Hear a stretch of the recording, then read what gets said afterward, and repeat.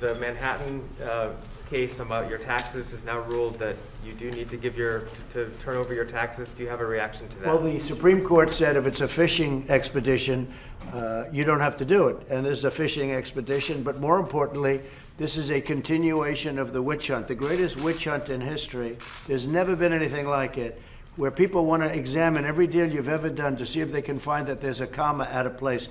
No president has ever had to go through this. The Supreme Court shouldn't have allowed this to happen, but no president has ever had to go through this. But what the Supreme Court did do is say, if it's a fishing expedition, my interpretation is essentially you don't have to do it. So we'll probably end up back in the Supreme Court. But this is just a continuation of the most hideous witch hunt in the history of our country. We beat Mueller. We won at every level in Washington, in D.C. We won at every level. So now what they do, they send it into New York. So now we have an all-Democrat state, all Democrats, and they send it into New York. This should never be allowed to happen to another president. This is a continuation of the most disgusting witch hunt in the history of our country. All it is. But the Supreme Court said fishing expedition. This is the ultimate fishing expedition. Nobody has anything. We don't do things wrong.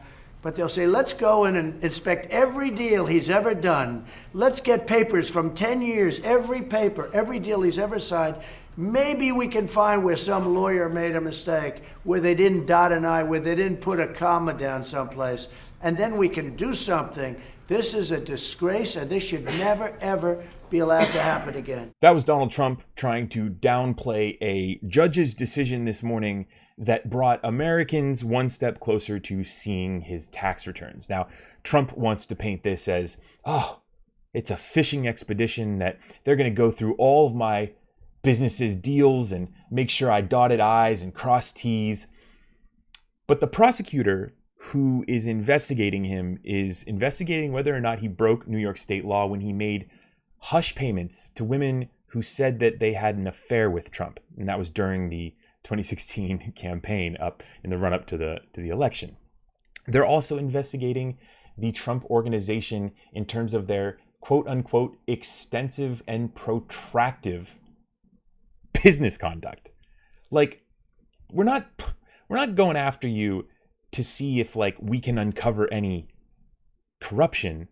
Like, we have very, very good evidence that you're corrupt. We need to dot the I's and cross the T's, Donald. Like, see, it's more projection, right? From Donald. When he gets backed into a corner, he just, they're just trying to go after me. They're trying to see if I dotted my I's. No, Donald, like, they're dotting their I's. Like, their targets are set on you. You are screwed, man. So, again, we're one step closer to seeing his tax returns. We will definitely see them if the New York DA brings charges against Trump and uses the tax returns as evidence. That's probably going to happen. Will it happen before the election?